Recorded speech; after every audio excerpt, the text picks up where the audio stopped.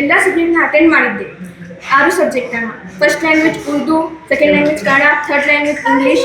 ಆಮೇಲೆ ನಾನೊಬ್ಬ ಬ್ಲೈಂಡ್ ವಿದ್ಯಾರ್ಥಿ. ಅದಕ್ಕೋಸ್ಕರ ನನಗೆ ಸೈನ್ಸ್ ಮತ್ತು ಮ್ಯಾಥ್ಸ್ ಇಲ್ಲದಿರೋದ್ರಿಂದ ಪೊಲಿಟಿಕಲ್ಸ್ ಮತ್ತು ಎಕನಾಮಿಕ್ 2 ಸಬ್ಜೆಕ್ಟನ್ನು ಆಯ್ಕೆ ಮಾಡಿಕೊಂಡು ನಾನು ಆ 2 ಸಬ್ಜೆಕ್ಟನ್ನು ಓದಿ ಎಕ್ಸಾಮನ್ನು ಬರೆದಿದ್ದೇನೆ. ಆದರೆ ಕೂಡ ನಾನು ಸೋಷಿಯಲ್ ಸೈನ್ಸ್ ಎಕ್ಸಾಮ್ನಲ್ಲಿ ಅಬ್ಸೆಂಟ್ ಅಂತ ಹಾಕಿದ್ದಾರೆ.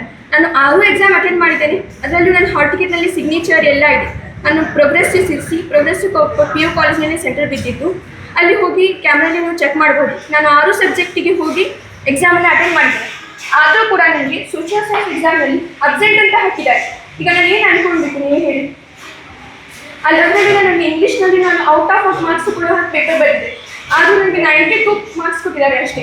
ಎಕನಾಮಿಕ್ಸ್ನಲ್ಲಿ, ಪೊಲಿಟಿಕಲ್ ಸೈನ್ಸ್ನಲ್ಲಿ ನಾನು ಅಷ್ಟೇ ಎಲ್ಲ ಔಟ್ ಆಫ್ ಕೂಡ ಬರೆದಿದ್ದೆ. 98 ಆದರೂ ಬರ್ಬೋದಿತ್ತು ನನ್ನ ಇದರಲ್ಲಿ. ಅದು ನನಗೆ 92 ಕೊಟ್ಟಿದ್ದಾರೆ. ಇದೆಲ್ಲ ನಾನು ಇಷ್ಟು ಇಡೀ ವರ್ಷ ನಾನು ಓದಿ ನಾನು ಕಷ್ಟಪಟ್ಟು ಓದಿದ್ದೇನೆ. ನನಗೆ ಕಣ್ಣಕ್ಕೆ ಕಾಣಿಸೋದಿಲ್ಲ, ಆದರೆ ನಾನು ಮೊಬೈಲ್ನಲ್ಲಿ ರೆಕಾರ್ಡಿಂಗ್ ಮಾಡಿಕೊಂಡು ಕೇಳಿ ಓದಿದ್ದೇನೆ. ಆದರೆ ನನಗೆ ನನ್ನ ಜೊತೆ ಅನ್ಯಾಯ ಆಗಿದೆ. ಈಗ ನೀವು ಬೇಗ ಪರಿಹರಿಸಿ.